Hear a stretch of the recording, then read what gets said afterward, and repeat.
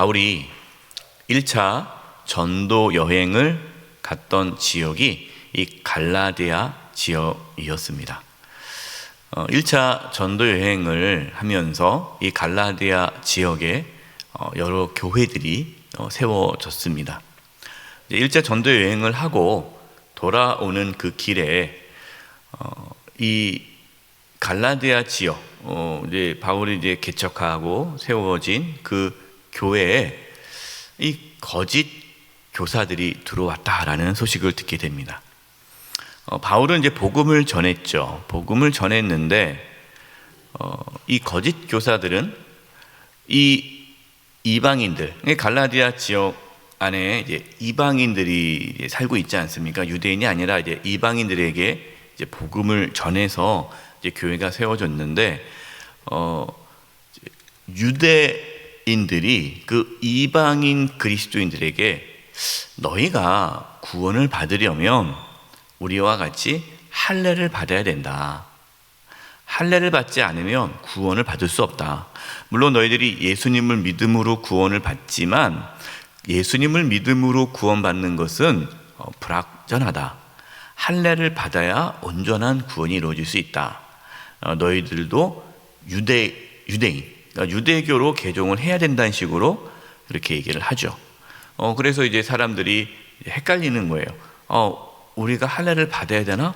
할례를 받아야 구원을 받을 수 있는가? 라는 이러한 고민에 빠지게 되죠. 그리고 이 거짓 교사들은 이렇게 얘기합니다. 바울이 전한 복음은 완전하지 않다. 바울은 자꾸만 율법을 없애려고 하는데 그것은 잘못된 것이다 하고 바울이 전한 복음이 잘못됐다라고 전합니다. 그래서 이제 교회 안에 갈등을 일으키는 거예요. 아니야, 바울이 전한 그 복음이 진짜야, 아닌 것 같은데 하면서 이제 교회 안에 이제 분란, 다툼과 갈등을 일으켰습니다. 이 이야기를 이제 바울이 전해 듣고 답답한 심정으로 이 갈라디아 지역에 있는 교회들에게 다시금 복음이 무엇인지, 그리고 너희들이 그러한 것에 흔들리지 말 것을 당부하면서 쓴 편지가 갈라디아서입니다. 바울이 쓴 첫 번째 편지예요. 그러니까 바울이 여러 편지를 썼지만 제일 먼저 쓴 편지가 갈라디아서입니다. 이제 보도록 하겠습니다. 1절입니다. 사람들에게서 난 것도 아니요, 사람으로 말미암은 것도 아니요, 오직 예수 그리스도와 그를 죽은 자 가운데서 살리신 하나님 아버지로 말미암아 사도된 바울은. 자, 바울은 자신을 어떻게 소개하고 있습니까? 오직 예수님과 예수님을 죽은 자 가운데 살리신 하나님 아버지로 말미암아 사도된 자다라고 소개하고 있어요. 여러분, 바울은요, 인간적으로 내세울 것이 많은 자였습니다. 당대에 아주 뛰어난 학문을 배웠어요. 예, 지금으로 말하면 명문대 출신이라는 거예요. 또 집안도 좋아요. 이 바울은 나면서부터 로마 시민권자였습니다. 그러니까 부유한 집안이고 영향력 있는 집안이에요. 또 바울은 바리새인이에요. 당시에는 종교 지도자였고, 그러니까 어떻게 보면은 바울은 인간적으로 자신의 어떠한 출신의 배경이나 학력을 내세울 수 있습니다. 그러면 자기의 권위가 서지 않겠습니까? 내가 누군데 그래봐도 내가 이런 사람이야 라고 이렇게 소개할 수 있지만 바울은 전혀 그 인간적인 자신의 모습을 내세우지 않습니다. 오직 예수님만, 그리고 예수님을 다시 살리신 하나님만을 내세웁니다. 하나님께서 자신을 사도로 부르셨다라는 확신 가운데 살아가고 있습니다. 여러분은 무엇을 자랑하며 무엇을 내세우고 계십니까? 내가 이런 사람입니다. 세상의 지식과 세상의 명예와 세상의 권력을 내세우십니까? 저와 여러분 오직 예수님만을 자랑할 수 있기를 바랍니다. 예수님만을. 또한 여기서 중요한 사실 중에 하나는요, 바울은 자신이 사도가 되었다라는 겁니다. 사도. 여러분, 사도라는 뜻은 보내심을 받은 자라는 뜻이에요. 그러니까 나는 하나님께 보내심을 받았다라는 거죠. 그러니까 보내심을 받았다는 게 뭡니까? 사명자라는 뜻이에요. 나는 하나님께 나를 보내셨다.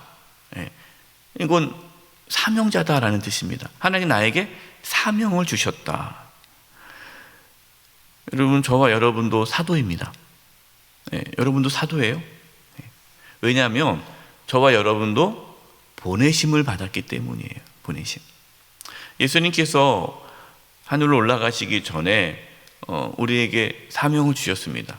너희는 가서 모든 족속으로 제자를 삼아 아버지와 아들과 성령의 이름 세례를 주고 내가 너에게 분부한 모든 것을 가르쳐 지키게 하라.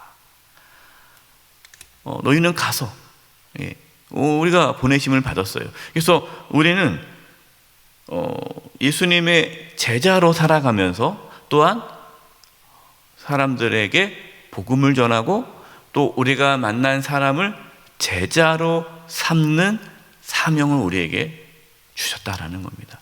근데 우리의 자녀들을 예수님의 제자로 삼아야 되는 사명이 우리 부모에게 있는 것이고, 또 우리 성도는 한 분 한 분이 다 예수님의 제자로 살아가면서 또 다른 사람에게 예수님을 전하고 또 제자 삼는 사역을 해야 된다. 이것이 사명이다라는 거예요. 여러분, 이것은 비단 목회자만 받은 사명이 아닙니다. 우리 모든 그리스도인들이 받은 사명이에요. 그래서 우리는 예수님을 전하는 것이고 또 우리가 다른 사람을 양육하는 거예요. 구역장으로서, 구역 지도자로서, 또 공동체 임원으로서 우리가 해야 할 일은, 또 한종 직분자로서 해야 할 일은 우리가 만나는 성도들을 제자 삼는 거예요. 우리가 힘써야 할 것은 제자 삼는 겁니다. 2절과 3절입니다. 함께 있는 모든 형제와 더불어 갈라디아 여러 교회들에게 우리 하나님 아버지와 주 예수 그리스도로부터 은혜와 평강이 있기를 원하노라. 바울은 하나님 아버지와 예수님으로부터 은혜와 평강이 있기를 기도하고 있습니다. 여러분, 은혜와 평강은 어디로부터 옵니까? 하나님께로부터 옵니다. 여러분, 돈으로부터 오는 게 아니에요. 세상적인 어떠한 권력이나 명예로부터 오는 것이 아닙니다. 하나님으로부터 은혜와 평강이 오는 거예요. 저와 여러분 가운데 이 놀라운 하나님의 은혜와 평강이 이 새벽에 부어지기를 간절히 기도합니다. 우리 이걸 위해서 기도하고 또 서로를 위해서 기도해 주셔야 돼요. 4절과 5절입니다. 그리스도께서 하나님 곧 우리 아버지의 뜻을 따라 이 악한 세대에서 우리를 건지시려고 우리 죄를 대속하기 위하여 자기 몸을 주셨으니. 여러분, 이 4절이 복음이죠. 이 4절 말씀이 복음입니다. 영광이 그에게 세세토록 있을지어다. 아멘. 예수님께서 우리를 구원하시기 위해 자기 몸을 주셨다라는 겁니다. 예수님께서 십자가에서 피 흘려 죽으신 것이 저와 여러분의 죄를 대신 짊어지시기 위해서 예수님이 십자가에서 자신의 몸을 내어 주신 거예요. 여러분, 이것이 복음이고 이것이 은혜죠. 우리가 어떻게 구원을 받았습니까? 우리가 뭔가 해서 구원을 받은 것이 아니라 예수님이 우리 대신 십자가에서 죄값을 치르셨기 때문에 우리가 구원받을 수 있었다라는 겁니다. 이게 복음이에요. 여러분, 우리의 신앙의 근거와 출발, 우리의 신앙의 근거, 우리가 왜 예수님을 믿는지, 우리가 왜 교회를 다니는지, 우리가 왜 신앙생활을 하는지, 그 이유가 무엇이냐, 그 근거가 무엇이냐, 그 출발점이 무엇이냐, 바로 구원해 주신 주님의 은혜에 감사해서 신앙생활을 하는 거예요. 여러분, 이것이 우리의 신앙의 근거가 돼야 돼요. 십자가의 은혜, 구원의 은혜, 그 구속의 은혜, 그 우리의 신앙의 근거를 이 구원의 은혜에 두면 시험에 들 것이 없어요. 누가 뭐라고 해도 괜찮아요. 상처받아도 금방 일어섭니다. 그러나 복음을 경험하지 못하면, 여러분 복음을 경험하지 못하면, 이 십자가의 은혜를 알지 못하면 다른 이유로 교회 나오겠죠. 아유, 뭐 교회 나오니까 뭔가 이렇게 내가 사랑받는 것 같아서, 뭐 교회 나오니까 마음이 평안해서, 교회 나오니까 뭔가 하나님 나를 도와주시는 것 같아서, 그래서 교회 나오고서부터 마음이 편안해졌습니다. 근데 교회 와서 누구랑 싸웠어요. 그 마음이 평안하지 않잖아요? 그럼 교회를 안 나와요. 왜? 자기는 교회 나온 이유가 마음의 평안함을 얻기 위해서 나왔는데 누구랑 싸웠단 말이에요? 그럼 저 인간 꼴 보기 싫으니까 안 나오는 거예요. 내 평안이 깨진다는 거죠. 여러분, 이것은 신앙의 근거를 복음에 두지 않기 때문에 여러분 신앙의 근거를 복음에 두지 않고 다른 것에 두면은 여러 가지 이유 때문에 신앙생활을 그만두게 돼요. 그래서 뭐 교회 나오다가 좀 하다가 또 딴 데 가요. 이 교회는 또 내가 마음에 안 든다고, 나한테 상처를 준다고, 난 딴 교회 가겠다고. 딴 교회 가잖아요? 그럼 그분 어떨 것 같아요? 또 상처받아요. 또 어려움이 있죠. 그럼 또 떠나요. 그러다가 나는 교회 안 다니겠다고 하고 신앙을 떠나는 분들이 너무나 많다라는 거예요. 그 이유가 뭡니까? 신앙의 근거를 복음에 두지 않기 때문이에요. 사랑하는 성도 여러분, 우리의 신앙의 근거, 우리가 왜 예수를 믿는지, 왜 교회를 다니는지, 그 신앙의 근거가 복음이길 바랍니다. 구원의 은혜의 뿌리 내려서 신앙생활을 하셔야 돼요. 6절, 그리스도의 은혜로 너희를 부르신 이를 이같이 속히 떠나 다른 복음을 따르는 것을 내가 이상하게 여기노라.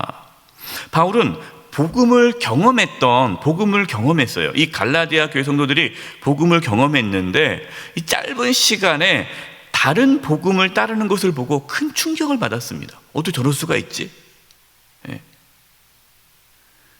여러분, 우리가 이 갈라디아서 말씀을 통해서 깨달을 수 있는 것은요, 우리도 이 갈라디아 교회 성도들처럼 복음을 경험했지만 잘못된 신앙생활을 할 수도 있다라는 것입니다.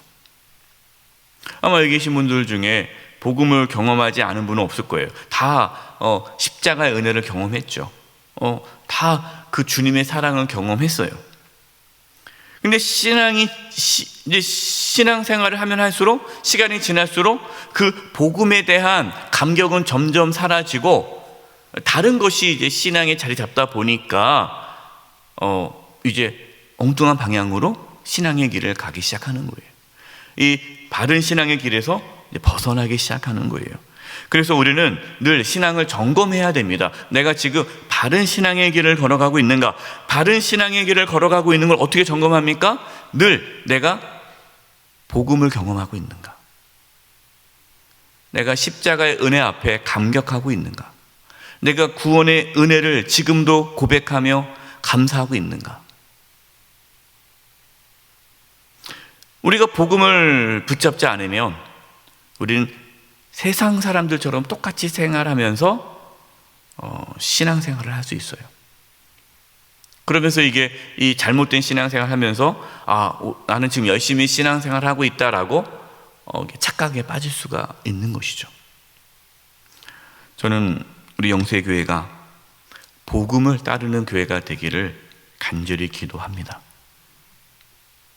세상을 따라가는 교회가 되지 않기를 간절히 기도합니다. 그러려면 우리가 다 교회 아닙니까? 우리가 영세교회 아닙니까? 우리 성도 한 사람 한 사람이 복음을 따라감으로 우리 영세교회가 복음을 따라가는 교회, 세상을 따라가는 게 아니라 오직 복음을 따라가는 교회가 되기를 간절히 소망합니다. 7절입니다. 다른 복음은 없나니 다만 어떤 사람이 너희를 교란하여 그리스도의 복음을 변하게 하려 함이라. 그러니까 복음은 하나예요. 다른 복음은 없어요. 그러니까 세상은 거짓된 복음을 따르도록 유혹을 하는 거예요. 그래서 우리가 이 복음을 변하게 하려 함이라. 그러니까 사탄은 끊임없이 우리의 신앙이 변질되게 하죠. 그래서 우리는 끊임없이 복음을 따라야 되는 거예요. 그래서 날마다 나를 쳐서 주님께 복종해야 돼요. 날마다 자기를 부인하고 자기 십자가를 지고 예수님을 따라가는 삶을 날마다 살아가야 됩니다. 10절입니다. 우리 10절 말씀을 같이 읽을 텐데요. 이제 10절 말씀이 이제 바울이 갈라디아 교회 성도들에게 주는 이제 말씀이죠. 또 이 새벽에 하나님께서 저와 여러분에게 주신 말씀입니다. 우리 10절 같이 한번 읽어보겠습니다. 시작. 이제 내가 사람들에게 좋게 하랴, 하나님께 좋게 하랴, 사람들에게 기쁨을 구하랴. 내가 지금까지 사람들의 기쁨을 구하였다면 그리스도의 종이 아니니라. 아멘. 바울의 삶의 기준은 무엇입니까? 바울의 삶의 기준은 하나님이에요. 하나님. 그러니까 사람들에게 좋게 하는 것이 아니라 하나님께 좋게 하는 것 선택했다라는 겁니다. 여러분, 이것을 오해하면 안 돼요. 또 이것을 잘못 오해해서 나는 이제 사람들 신경도 안 써. 그런 분들이 계세요. 뭐 누가 뭐라고 나는 신경도 안 써. 나는 하나님만 바라볼 거야. 물론 참 좋은 것 같은데 이 독불장군식으로 또 주변 사람들의 그런 모든 걸 다 무시한 채 눈치 없이 그냥 다른 사람이 뭐 하든 그냥 관계없이 그냥 나는 나의 길대로 가겠다. 마치 이것이 자신의 어떠한 독불장군식의 어떤 삶이 옳은 거로 이 말씀을 이용하는 분들이 있는데 여러분 잘못된 거죠. 지금 바울이 지금 전하고 있는 내가 사람들에게 좋게 하랴 하나님께 좋게 하랴 라는 이 부분의 근거는 지금 사람들을 좋게 하려면 그들이 주장하는 할례를 받으면 구원을 받을 수 있다. 바울이 그거를 따르면 다 좋아할 수 있는 거예요. 갈등이 사라지는 거예요. 근데 그럴 수가 없다라는 거죠. 그런 차원에서 이렇게 한 것이지 무조건 뭐 이렇게 독불장군처럼 살라는 뜻은 아닙니다. 바울은 이 갈라디아 교회 성도들의 마음을 들기 위해, 그러니까 그들의 마음을 얻기 위해 거짓된 복음을 따를 수 없다라고 말하는 거예요. 여러분, 우리가 사람들의 마음을 얻기 위해, 인기를 얻기 위해, 사람들에게 인정을 받기 위해 하나님께서 기뻐하는 일이 아닌 하나님께서 원치 않은 일을 선택해서는 안 된다라는 거죠. 여러분, 세상은요, 우리가 하나님 말씀대로 살아가면 세상은 우리를 기뻐하지 않을 수 있어요. 타협하고 뭐 이렇게 빡빡하게 살아, 그냥 대충 넘어가, 그냥 뭐 좋은 게 좋은 거니까 하고 이렇게 사람들을 좋게 하는 삶을 살아간다면 우리는 복음에서 떠나는 삶을 살아갈 수밖에 없다라는 것이죠. 정말 무엇이 하나님께서 기뻐하시는 일인지를 고민하며 살아갈 수 있기를 바랍니다. 우리는 뭐 사실 잘 모르죠. 우리가 이것이 하나님께서 기뻐하는 일이다라고 생각했지만 아닐 수도 있잖아요. 뭐 우리가 어떻게 다 완벽합니까? 그러나 중요한 게 뭡니까?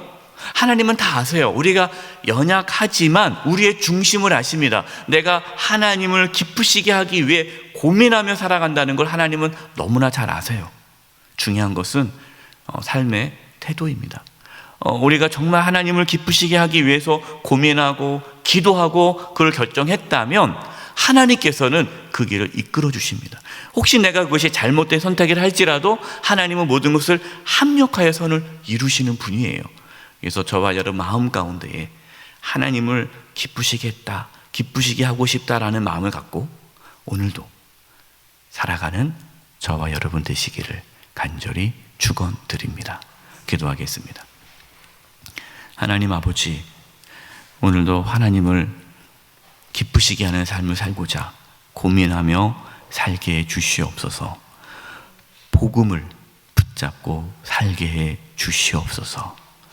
예수님의 이름으로 기도드립니다. 아멘.